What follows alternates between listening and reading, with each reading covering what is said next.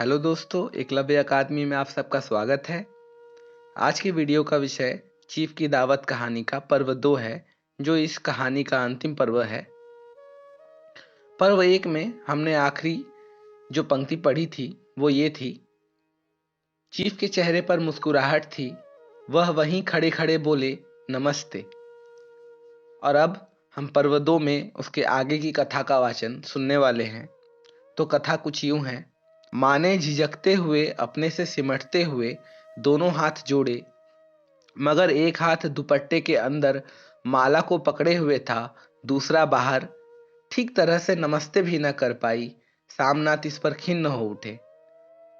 इतने में चीफ ने अपना दायां हाथ हाथ मिलाने के लिए माँ के आगे किया। माँ और भी घबरा उठी।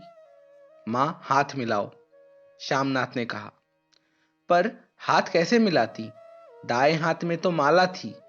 घबराहट के मारे माँ ने बायां हाथ ही साहब के दाएं हाथ में रख दिया। श्यामनाथ दिल ही दिल में जल उठे। देसी अफसरों की स्त्रियां खिलखिलाकर हंस पड़ी।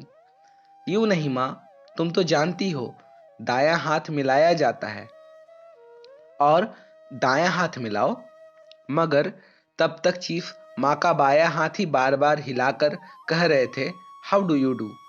कहो माँ, मैं ठीक हूं, खैरियत से हूं। माँ कुछ बड़बड़ाई। माँ कहती है मैं ठीक हूं, कहो माँ, हाउ डू यू डू। माँ धीरे से सकुचाते हुए बोली, हाउ डू डू। एक बार फिर कहा उठा। वातावरण हल्का होने लगा था। साहब ने स्थिति संभाल ली थी। लोग हंसने चहकने लगे थे। श्यामनाथ के मन का क्षोभ भी कुछ कुछ कम होने लगा था। साहब अपने हाथ में माँ का हाथ अभी भी पकड़े हुए थे और माँ सिकुड़ी जा रही थी। साहब के मुंह से शराब की बू आ रही थी।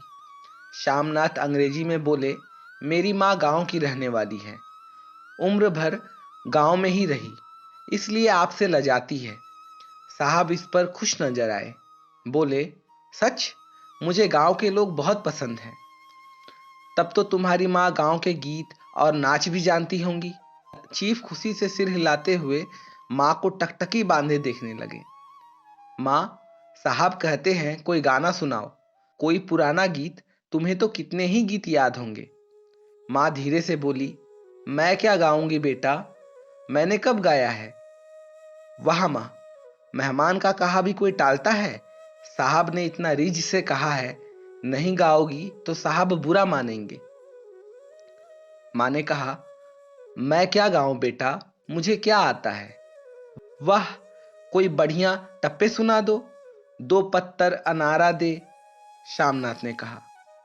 देसी अफसर और उनकी स्त्रियों ने इस सुझाव पर तालियां पीटी। बेटे ने गंभीर भरे आदेश में कहा, माँ। इसके बाद हाँ या ना सवाल ही नहीं उठता था। माँ बैठ गई और क्षीण, दुर्बल, लर्जती आवाज में एक पुराना विवाह का गीत गाने लगी। हरियाणी माए हरियाणी भैण, हरियाते भागी भरिया है। देसी स्त्रियां खिलखिला के हंस उठी। 3 पंक्तियां गा के मां चुप हो गई। बारामदा तालियों से गूंज उठा। साहब तालियां पीटना बंद ही ना करते थे। श्यामनाथ की खीज प्रसन्नता और गर्व में बदल उठी थी। मां ने पार्टी में नया रंग भर दिया था। तालियां थमने पर साहब बोले, पंजाब के गांवों की दस्तकारी क्या है। श्यामनाथ खुशी से झूम रहे थे। बोले, ओ बहुत कुछ साहब, मैं आपको एक सेट उन चीजों का भेंट करूंगा, आप उन्हें देखकर खुश होंगे। मगर साहब ने सिर हिलाकर अंग्रेजी में फिर पूछा, नहीं, मैं दुकानों की चीज नहीं मांगता। पंजाबियों के घर में क्या बनता है, औरतें खुद क्या बनाती हैं।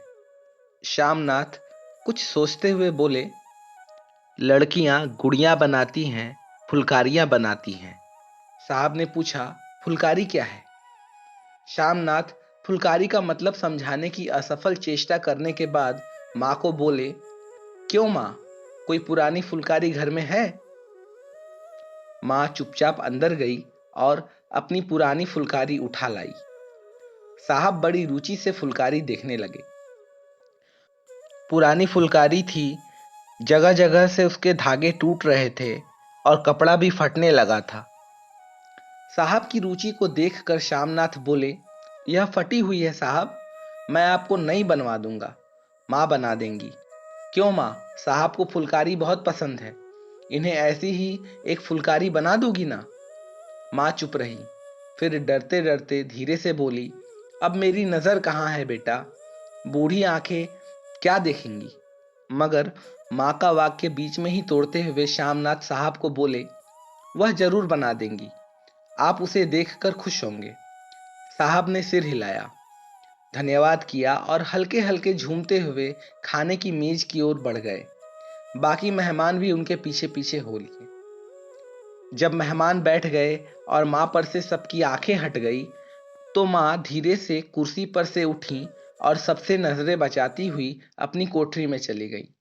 मगर कोठरी में बैठने की देर थी कि आंखों में छल छल आंसू बहने लगे। वह दुपट्टे से बार बार उन्हें पोंछती, पर वह बार बार उमड़ आते, जैसे बरसों का बांध तोड़कर उमड़ आए हों।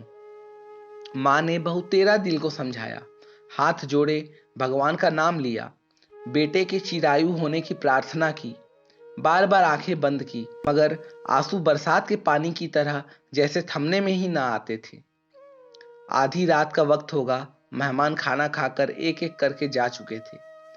माँ दीवार से सटकर बैठी, आंखें फाड़े दीवार को देखे जा रही थी।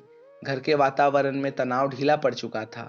मोहल्ले की निस्तब्धता श्यामनाथ के घर में भी छा चुकी थी। केवल रसोई में प्लेटों के खटकने की आवाज आ रही थी। तभी सहसा माँ की कोठरी का दरवाजा जोर से खटकने लगा। माँ, दरवाजा खोलो। माँ का दिल बैठ गया, हड़बड़ा कर उठ बैठी। क्या मुझसे फिर कोई भूल हो गई? माँ कितनी देर से अपने आप को कोस रही थी कि क्यों उन्हें नींद आ गई, क्यों वह ऊँघने लगी। क्या बेटे ने अभी तक क्षमा नहीं किया? माँ उठी और कांपते हाथों से दरवाजा खोल दिया। दरवाजा खुलते ही श्यामनाथ झूमते हुए आगे बढ़ाए और माँ को आलिंगन में भर लिया। ओ अम्मी, तुमने तो आज रंग ला दिया। साहब तुमसे इतना खुश हुआ कि क्या कहूँ। ओ अम्मी, अम्मी। माँ की छोटी सी काया सिमट कर बेटे के आलिंगन में छिप गई। माँ की आंखों में फिर आंसू आ गए। उन्हें पोंछती हुई धीरे से बोली, बेटा, तुम मुझे हरिद्वार भेज दो, मैं कब से कह रही हूँ। श्यामनाथ का झूमना बंद हो गया और उनकी पेशानी पर फिर से तनाव के बल पड़ने लगे। उनकी बाहें माँ के शरीर पर से हट आई। क्या कहा माँ? यह कौन सा राग तुमने फिर छेड़ दिया? श्यामनाथ का क्रोध बढ़ने लगा था। बोलते गए, तुम मुझे बदनाम करना चाहती हो ताकि दुनिया कहे कि बेटा माँ को अपने पास नहीं रख सकता। नहीं बेटा, अब तुम अपनी बहू के साथ जैसे मन चाहे रहो। मैंने अपना खा पहन लिया, अब यहाँ क्या करूँगी? जो थोड़े दिन जिंदगानी के बचे हैं, भगवान का नाम लूंगी। तुम मुझे हरिद्वार भेज दो। तुम चली जाओगी तो फुलकारी कौन बनाएगा? साहब से तुम्हारे सामने ही फुलकारी देने का इकरार किया है। मेरी आंखें अब नहीं है बेटा जो फुलकारी बना सकूं। तुम कहीं और से बनवा लो, बनी बनाई ले लो। माँ, तुम मुझे धोखा देके यूं चली जाओगी, मेरा बनता काम बिगाड़ोगी। जानती नहीं, साहब खुश होगा तो मुझे तरक्की मिलेगी। माँ चुप हो गई, फिर बेटे के मुंह की ओर देखती हुई बोली, क्या तेरी तरक्की होगी? क्या साहब तेरी तरक्की कर देगा? क्या उसने कुछ कहा है? कहा नहीं, मगर देखती नहीं कितना खुश गया है।